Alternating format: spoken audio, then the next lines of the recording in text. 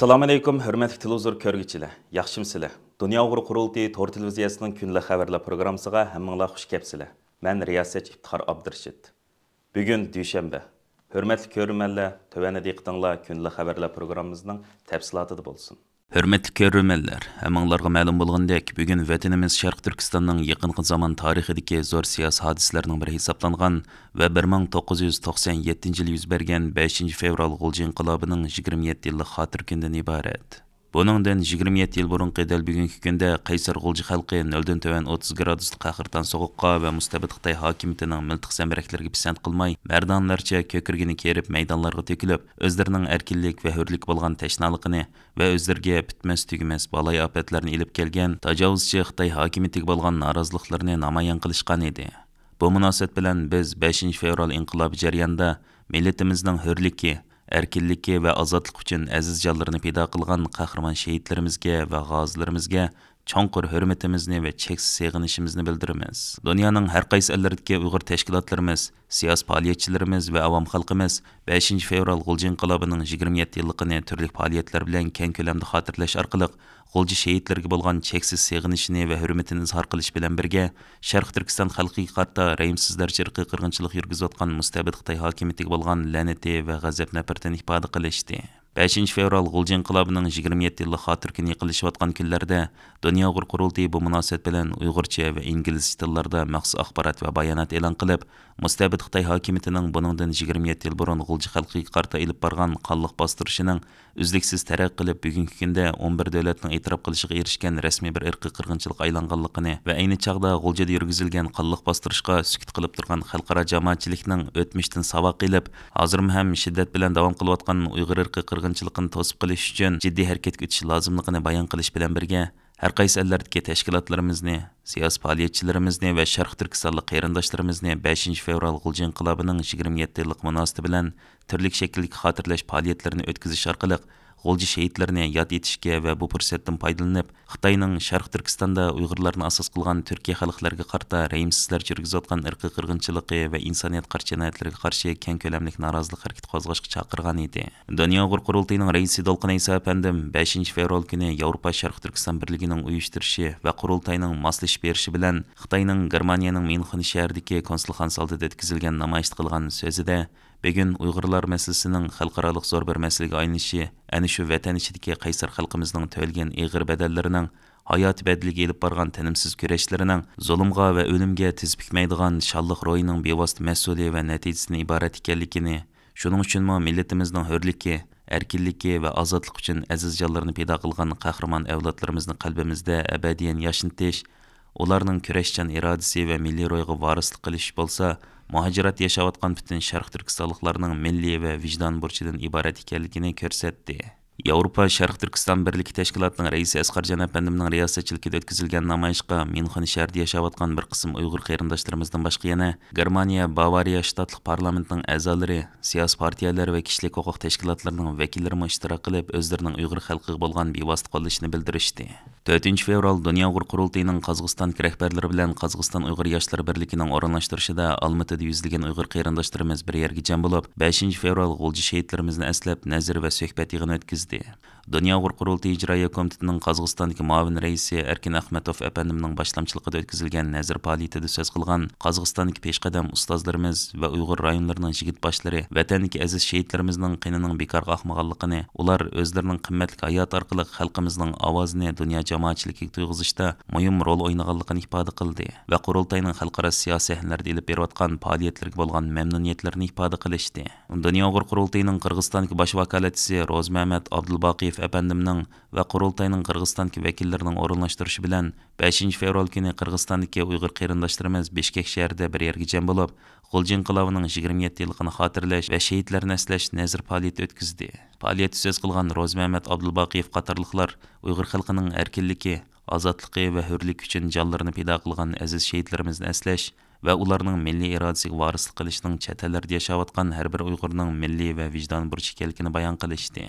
Nazir faoliyatida G'ulji şehitlerimizning, shundoqla Uyg'ur xalqining ozodlik uchun qimmatli hayotlarini taqdim qilgan butun aziz shehitlarimizning ro'yi uchun duo qilindi.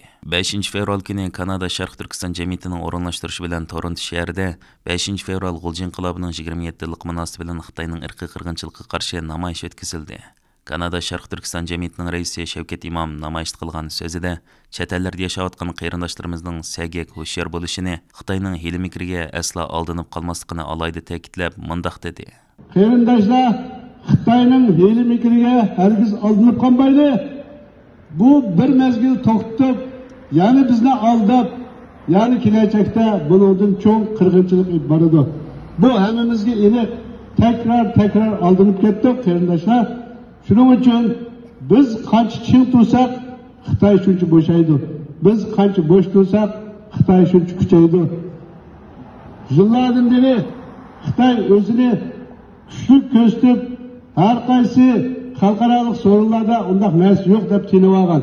Ammo hozircha bizningki butun muharrik chet eldagi Uyg'urlarningki qattiq bisim bilan mushundaq namoyishlarni qilish, har xil faoliyatlarni qilish orqali Xitoy oxirida o'zini hozir oqlash bosqichiga tushib qoldi. Nima uchun? Mushu faoliyatlarning kuchi. Bu kichikina faoliyat deb, kichikina bir namoyish deb bunda o'tib ketsak bo'lmaydi.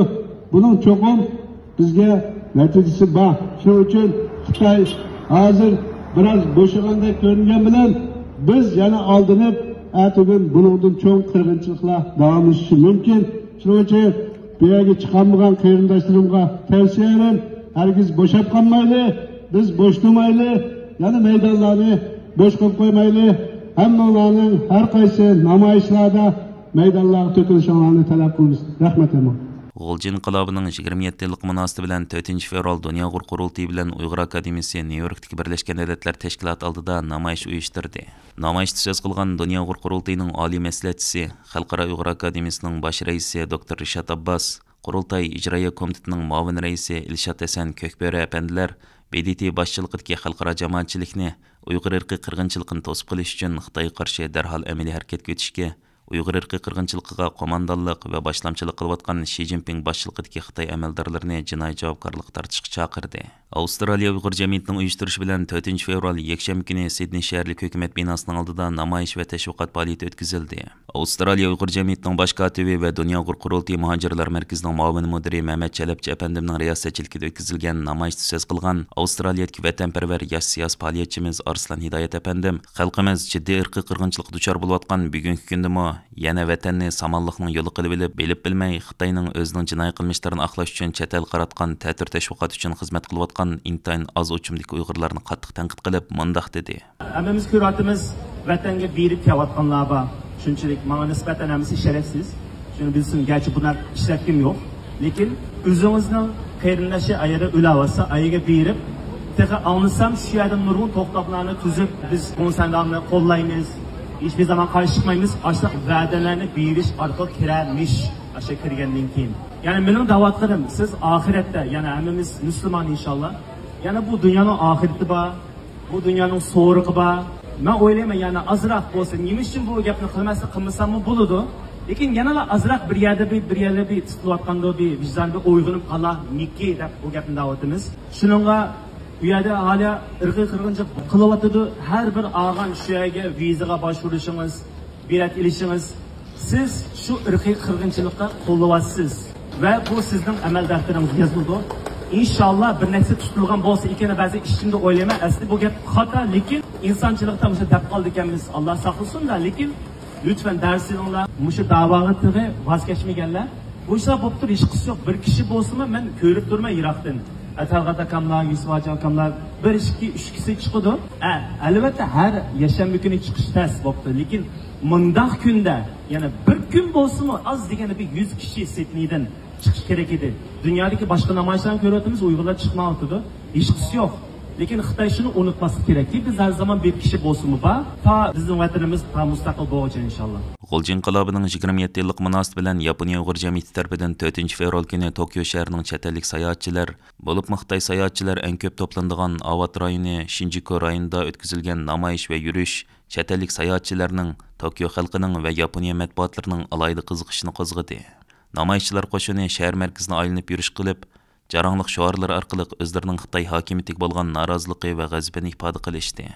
Bir qism yaponlik do'stlarimizmi namoyishchilar sepidan o'rin olib, o'zlarining Uyg'ur xalqiga bo'lgan qo'llashini va Xitoyning Uyg'urlar ustidan yurgizayotgan irqiy qirg'inchiligiga bo'lgan g'azab nafratlarini namoyon qilishdi.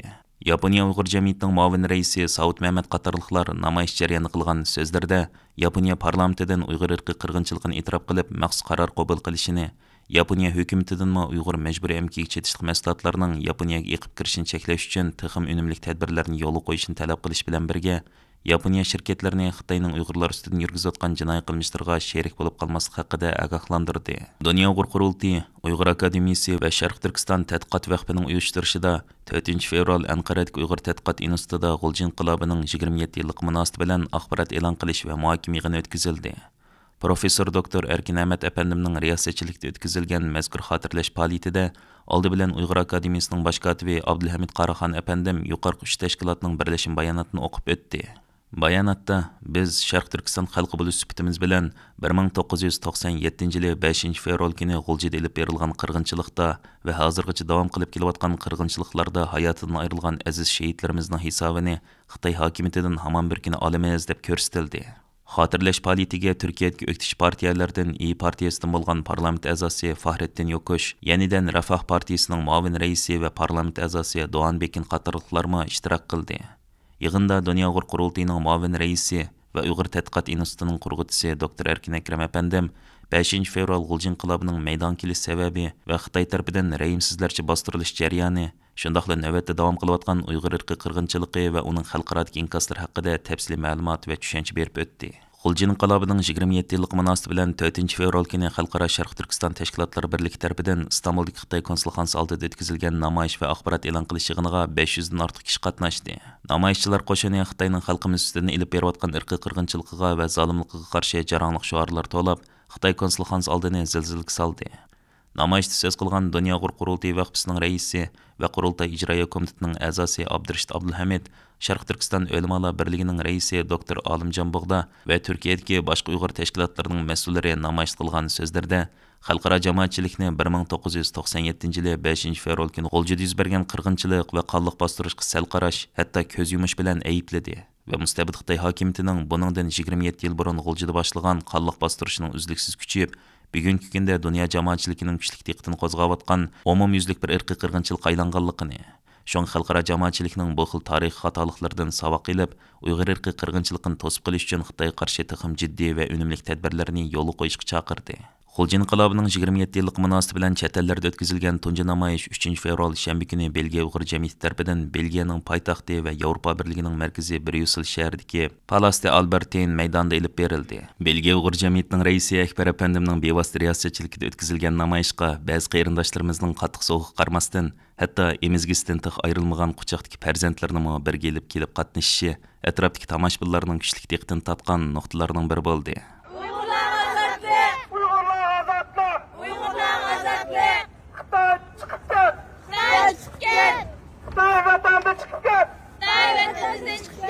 G'uljin inqilobining 27 yilligini xotirlash munosabati bilan Gollandiya Sharq Turkiston tashkilotlari birligining uyushtirishi bilan 5 fevral kuni Amsterdam shahar markazidagi mashhur sayohat nuqtalarining biri hisoblangan Dam maydonida namoyish o'tkazildi. Namoyishda Gollandiyadagi jasur lager shaydimiz Qalbinur Sidiqning o'z ichiga olgan ko'p sonli kishi qatnashdi. Yuqorqilardan boshqa bugun, ya'ni 5 fevral kuni yana Angliya Uyg'ur jamiyatining uyushtirishi bilan Xitoyning Londondagi bosh elchixonasining oldida, Norvegiya Uyg'ur komitetining uyushtirishi bilan Oslodagi Xitoy elchixonasining oldida, yana Parij, Washington, Adelaide qatorliq shaharlarda norozilik namoyishlari o'tkazildi. Shundaqla tor muhokama yig'inlari uyushtirildi. Bu vaqtdagi xabarlarning tafsilotini keyingi qitimliq anglitishimizdan anglag'aysizlar. Hürmetli ko'rmanlar, yuqorida diqqatingizga kunlik xabarlar programmamizning tafsilotini sunduq. Keyingi qitimliq sonimizgacha ko'rishgacha omon bo'lgaysizlar. Stansimizning YouTube kanaliga a'zo bo'lishni unutmang. Xayr xo'sh.